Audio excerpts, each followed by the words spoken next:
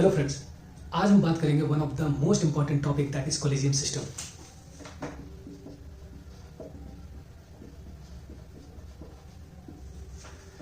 और ये टॉपिक सिर्फ स्टूडेंट के लिए नहीं, उन सभी लोगों के लिए इंपॉर्टेंट है जो इस देश के नागरिक हैं, क्योंकि भारत देश में रहने वाले हर उस नागरिक को यह जानने का अधिकार है कि हमारे देश के अंदर जितने भी जुडिशियरी हैं like supreme court of India और हाई कोर्ट्स, उनमें जजों की नियुक्ति कैसे होती है और इन कोर्ट्स में जो चीफ जस्टिस होते हैं उनको चुना कैसे जाता है।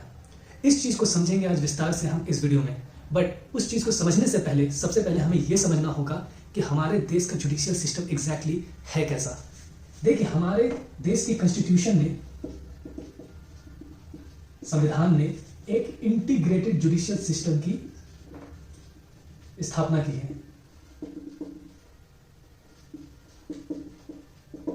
जिसके अंदर सुप्रीम कोर्ट टॉप पे होते हैं एंड उनके नीचे high courts and then subordinate courts, और सब एक हायरार्किकल मैनर्स में है। आप इस चार्ट से समझ सकते हैं कि हमारे देश का जुडिशियल सिस्टम एग्जैक्टली किस तरीके से सेटअप किया हुआ है। करेक्ट। अब हम बात करेंगे कि हमारे देश में कितने सुप्रीम कोर्ट हैं। हमारे देश में एक सुप्रीम कोर्ट है और टोटल आज के डेट में 25 हाई कोर्ट्स हैं। हर राज्य में 3 ऐसे हाई कोर्ट हैं जो अतिरिक्त प्रभार संभाल रहे हैं दूसरे राज्यों का, और कुल मिलाकर के भारत देश में 25 हाई कोर्ट है। भारत देश के सुप्रीम कोर्ट के अंदर टोटल कितने जजेस हैं? दैट इज 34 जजेस की प्रोविजन करी हुई है, including chief justice of India. तो अब ये चीफ जस्टिस ऑफ इंडिया कौन है? ये chief justice of India Bharat देश के अंदर सर्वोच्चतम स्तर पे न्यायालय के तौर पे नियुक्त किए जाते हैं, जिन्हें मास्टर ऑफ द रोस्टर भी कहा जाता है।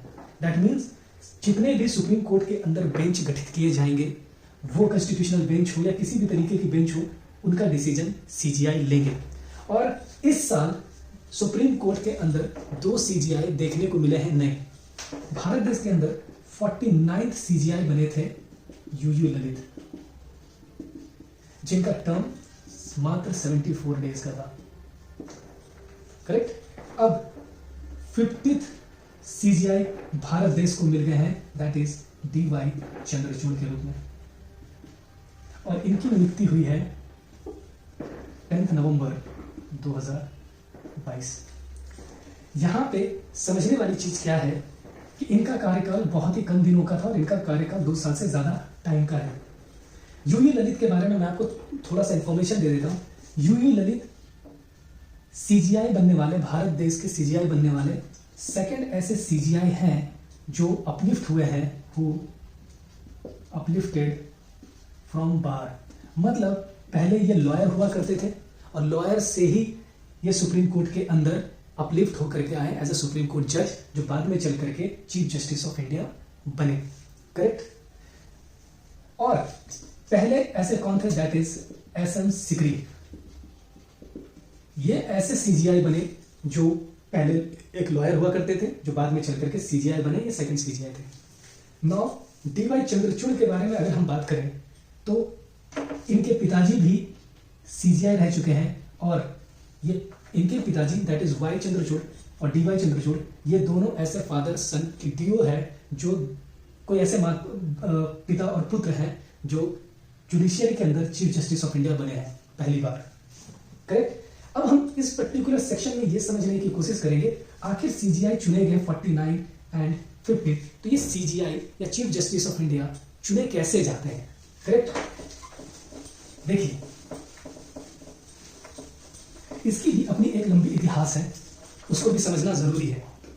भारत देश के अंदर जब देश आजाद हुआ 1950 से लेकर के 1973 तक जितने भी सीजीआई चुने गए वो सीनियरिटी के आधार पर चुने गए। अब यहां पे सीनियरिटी से लोग कंफ्यूज ये हो जाते हैं कि जिनकी उम्र ज्यादा होगी वो चुने जाएंगे, बाय डिफॉल्ट सीजीआई बन जाएंगे। मतलब कहने का मतलब ये है कि अगर सुप्रीम कोर्ट के अंदर जितने भी जज हैं उसमें सबसे ज्यादा जो सीनियर होगा वो ही नेक्स्ट सीजीआई बनेगा। तो इसका मतलब सीजीआई के लिए क्या कोई एलिजिबिलिटी क्राइटेरिया नहीं है? बिल्कुल है, वो मैं आपको यहां पे बताता हूं। देखिए, भारत देश में की जो का संविधान है उसकी आर्टिकल 124 से लेकर के 147 डील करती है सुप्रीम कोर्ट के प्रोविजंस को, एंड आर्टिकल 214 से लेकर के 231 तक डील करती है हाई कोर्ट्स की प्रोविजंस को। करेक्ट। इसका मतलब क्या एलिजिबिलिटी क्राइटेरिया नहीं है? बिल्कुल एलिजिबिलिटी क्राइटेरिया है। और वो क्या एलिजिबिलिटी क्राइटेरिया है? देखिए, सुप्रीम कोर्ट के अंदर एक जज बनने के लिए अपनी एलिजिबिलिटी क्राइटेरिया है, और वो क्राइटेरिया ये है कि आप तो सबसे पहले एक इंडियन सिटीजन होने चाहिए। दूसरा, आप 5 इयर्स सर्व कर चुके हैं इन हाई कोर्ट और हाई कोर्ट इन सक्सेशन।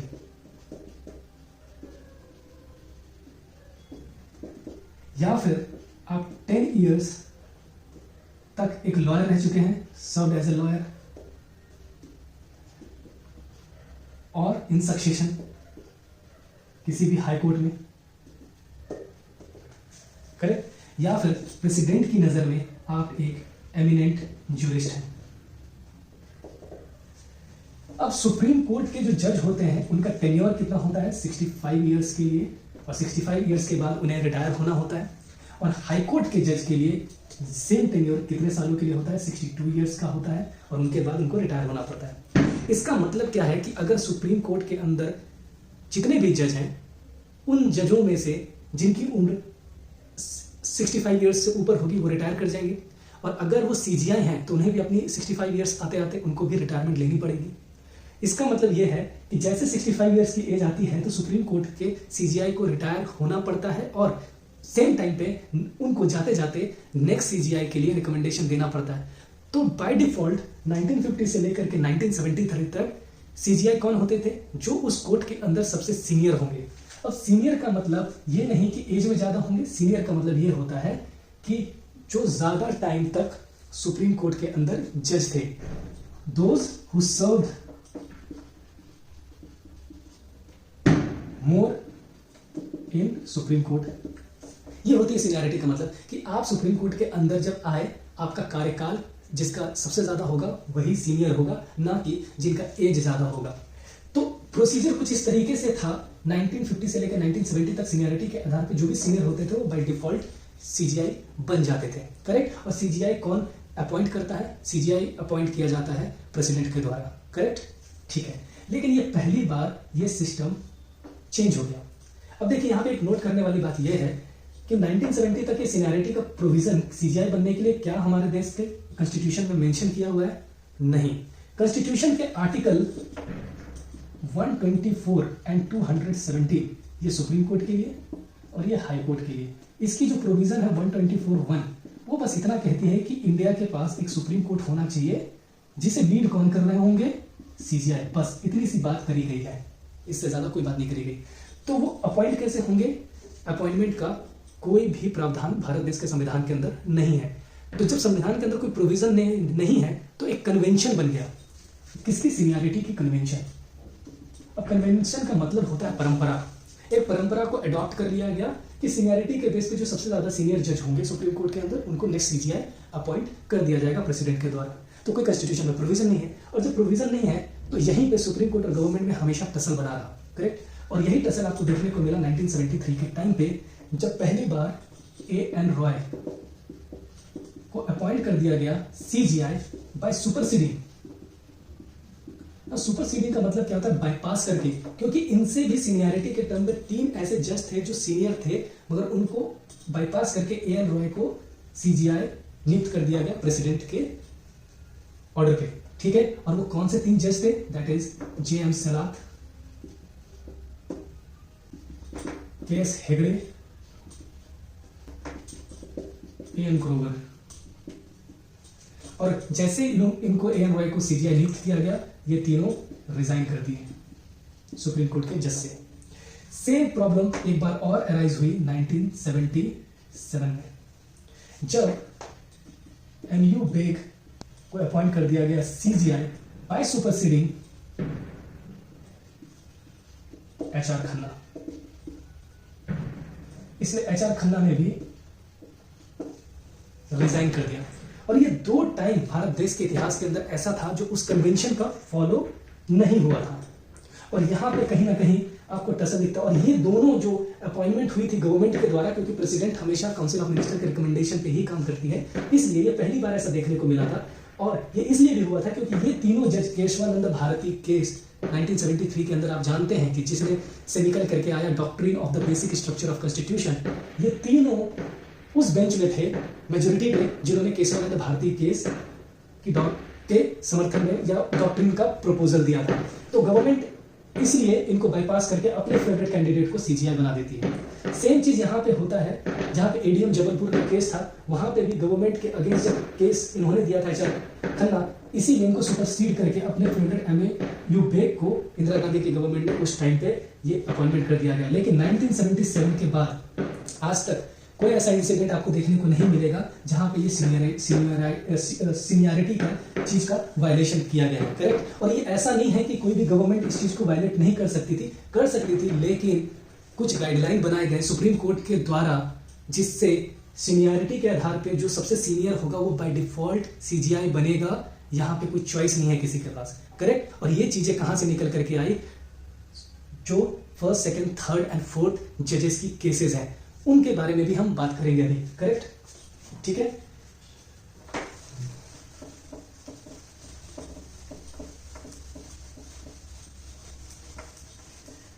सुनो, मैं यहां पे एक चीज का जिक्र कर देता हूं। ये जो सीनियरिटी के आधार पे है कि सीजीआई हमेशा सीनियर जज होंगे, वही सीजीआई बनेंगे नेक्स्ट। ये प्रोविजन आया था आपको सेकंड जजेस के केसेस में, सेकंड जजेस केस में। इसके बारे में हम अभी जस्ट डिस्कस करेंगे, लेकिन बस मैंने आपको यहाँ पे मेंशन कर दिया है। और सेकंड जज का केस कब आया था, that came in the year of 1993, correct, ठीक है।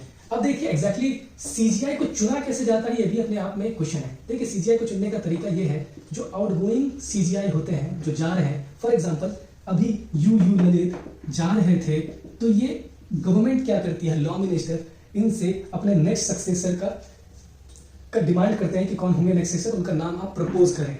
तो प्रपोज इन्होंने किया लाइक डीवाई चंद्रचूड़,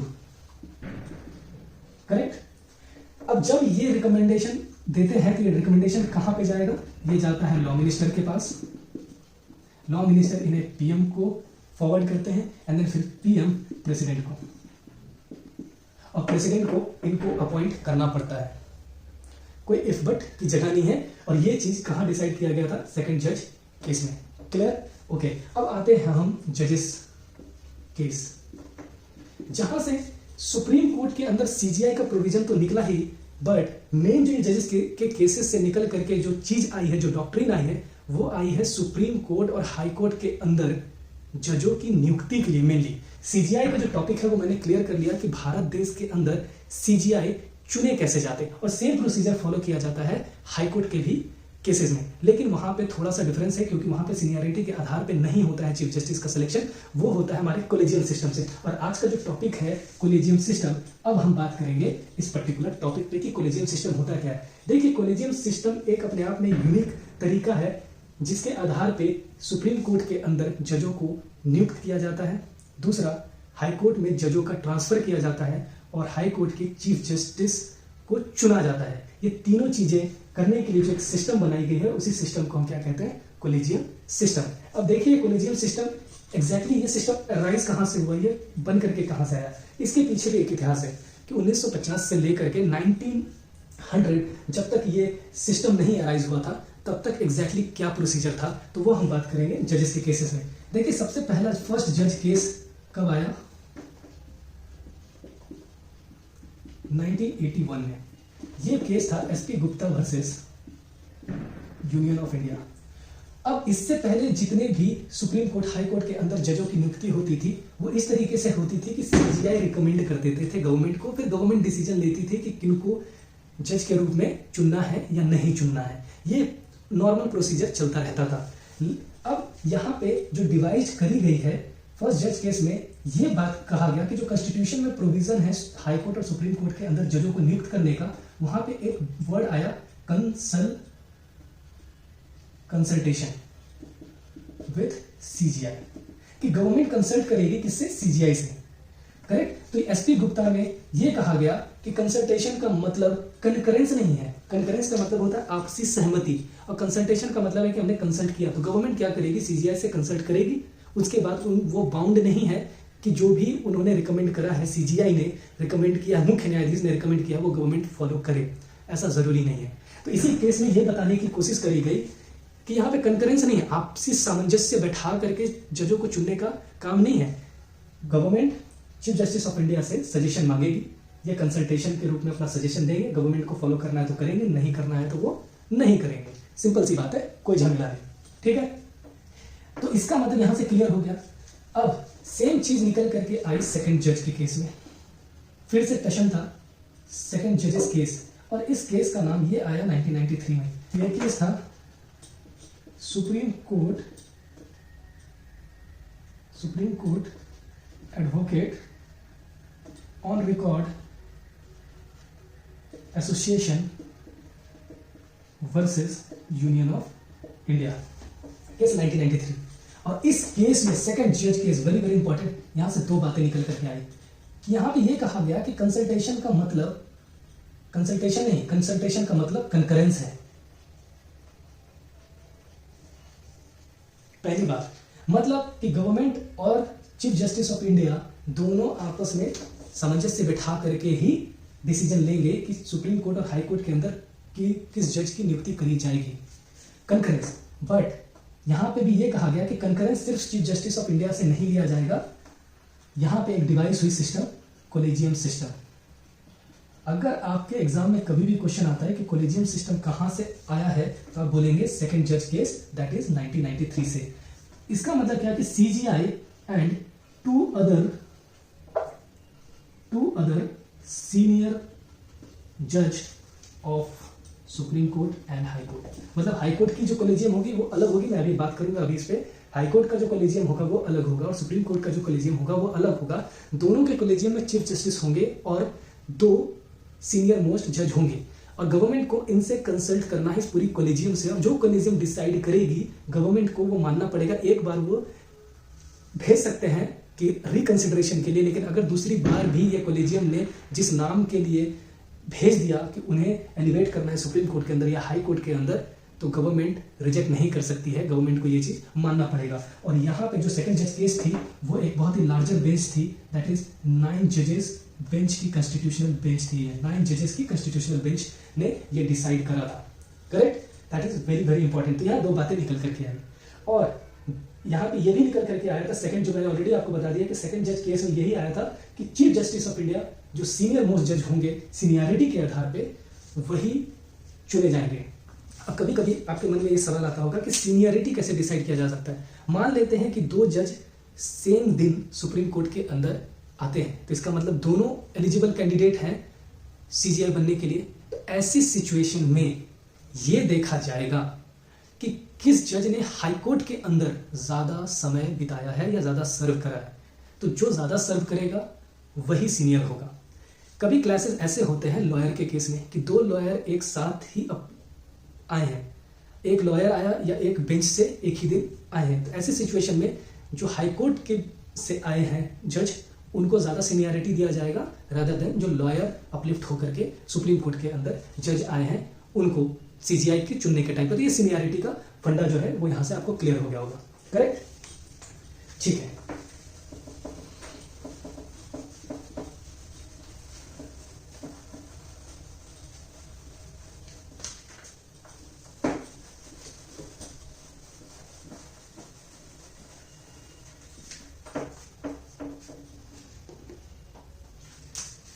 अब यहां पे आता है आपको थर्ड जज केस 1998।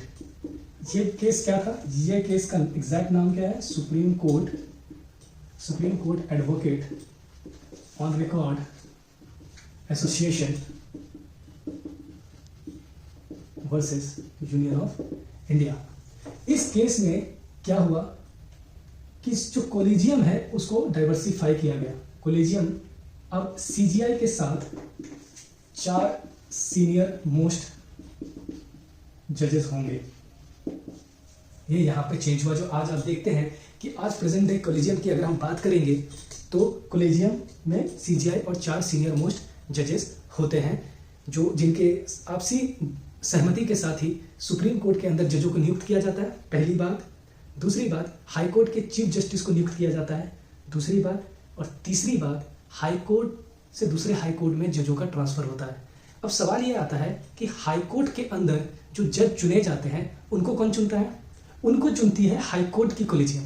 अब हाई कोर्ट की कोलेजियम क्या है? हाई कोर्ट की कोलेजियम में चीफ जस्टिस होते हैं और 4 सीनियर मोस्ट जज ऑफ द हाई कोर्ट होते हैं। फॉर एग्जांपल, अगर मैं इलाहाबाद हाई कोर्ट की बात करूं तो वहां पे भी कोलेजियम होगा, that is senior most chief justice of India और 4 सीनियर मोस्ट जज। अब यही 4 जज और चीफ जस्टिस मिल करके उस इलाहाबाद हाई कोर्ट के अंदर किस जज की नियुक्ति करनी है ये वो फैसला लेंगे और वो नाम किसको भेजेंगे? वो भेजेंगे इस कोलेजियम को। फिर ये कोलेजियम फाइनली नाम भेजेगी किसको? लॉ मिनिस्टर को, और लॉ मिनिस्टर फिर प्राइम मिनिस्टर को, फिर प्राइम मिनिस्टर प्रेसिडेंट को। तो इस तरीके से एग्जैक्टली हाई कोर्ट के अंदर और सुप्रीम कोर्ट के अंदर जजों की नियुक्ति करी जाती है।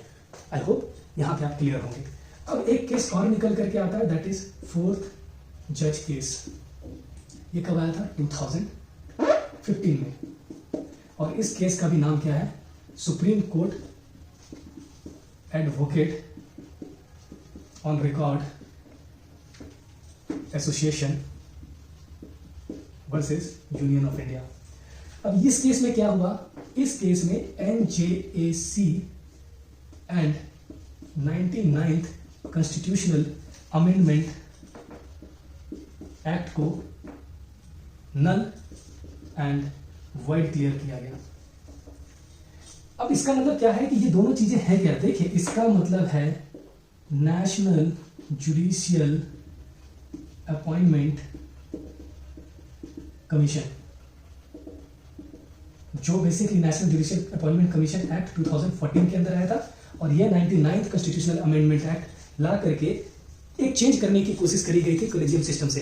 क्योंकि सुप्रीम कोर्ट के अंदर और हाई कोर्ट के अंदर जजों की नियुक्ति का पूरा जिम्मेदारी कोलेजियम सिस्टम को है, तो गवर्नमेंट चाहती थी कि इस कोलेजियम सिस्टम को हटा दिया जाए और एक अलग से एक इंडिपेंडेंट कमीशन बनाई जाए, जिसमें गवर्नमेंट के भी कुछ लोग होंगे, सुप्रीम कोर्ट के भी कुछ लोग होंगे, और वो तय करेंगे कि किस तरीके से जजों की नियुक्ति हो सके। और उसी के लिए आया था नेशनल जुडिशियल अपॉइंटमेंट कमीशन। तो फाइनली 4th जज केस के अंदर, ये जो केस है इसके अंदर NJAC और 99 कॉन्स्टिट्यूशनल अमेंडमेंट दोनों को नलीफाई कर दिया गया था, रिजेक्ट कर दिया गया था, खारिज कर दिया गया था। क्यों? क्योंकि ये वायलेट करती है basic structure of the constitution. कौन सी basic structure? That is independence of judiciary, कि कहीं ना कहीं यहाँ पे गवर्नमेंट का इंटरफेरेंस है और गवर्नमेंट ज्यादा मेजोरिटी में आ जा रही है जजों को नियुक्त करने से, जिससे भारत देश की जो बेसिक स्ट्रक्चर है हमारे संविधान का वो कहीं ना कहीं हिल जाएगा। तो ये 4 जजेस केस पूरी तरह से फॉर्म करते हैं कि सुप्रीम कोर्ट के अंदर किस तरीके से जजों की नियुक्ति करी जाएगी। रिफॉर्म की आवश्यकता आज भी है, ऐसा नहीं है कि कॉलेजियम सिस्टम बेस्ट है, तो लेकिन देखा जाएगा आने वाले टाइम में कि किस तरीके से भारत देश की जुडिशरी में रिफॉर्म किया जाएगा। अब यहाँ पे एक बात यह आती है कि इसका मतलब करंटली क्या चल रहा है? करंटली आज यही सिस्टम है, collegium CGI plus 4 senior most जजेस जो चुनते हैं। अब एक यूनिक सी बात यह है कि second time in the history of supreme court, इस बार सेकेंड टाइम है ये कि कॉलेजियम जो है वो 5 मेंबर की नहीं 6 मेंबर कॉलेजियम है। ठीक है, अब ये 6 मेंबर कॉलेजियम क्यों है उसके पीछे का भी कारण है। देखिए, कॉलेजियम का मतलब क्या होता है कि चीफ जस्टिस ऑफ इंडिया जो करंट है और 4 सीनियर मोस्ट जज, तो 5 हो गए, लेकिन उन 4 सीनियर मोस्ट जज में वो जज भी होने चाहिए जो सक्सेसर होंगे CGI के। मतलब है कि ये CGI जब जाएंगे तो इनके बाद जो CGI बनेंगे तो उस कॉलेजियम में वो होने चाहिए। बट कभी कभी सीनियरिटी के बेस पे ऐसा नहीं हो पाता है कोइंसिडेंटली। तो इस बार भी वही सिचुएशन है कि इस बार जो chief justice of India DY Chandrachud हैं और बाकी 4 CGI हैं, तो बाकी जो 4 सीनियर मोस्ट जज हैं वो CGI कभी बनेंगे नहीं। क्यों? क्योंकि सीनियरिटी में जो एक और जज है उनके बाद उनका नंबर आएगा CGI बनने का, तो ऐसे सिचुएशन में उनको भी इंक्लूड किया जाता है कॉलेजियम में। तो इस बार 6 मेंबर कॉलेजियम में कौन है? वो है संजीव खन्ना, और यही बनेंगे हमारे देश के next chief justice of India. ये पहली बार नहीं हो रहा, ये सेकंड टाइम है। तो फर्स्ट टाइम थे KG बालाकृष्णन के समय, ये जब CGI थे तो HS कपाड़िया, इनको 6th मेंबर में रखा गया था। तो ये सेकंड टाइम है ऐसा भारत देश के इतिहास में जहां पे कॉलेजियम 6 मेंबर कॉलेजियम है।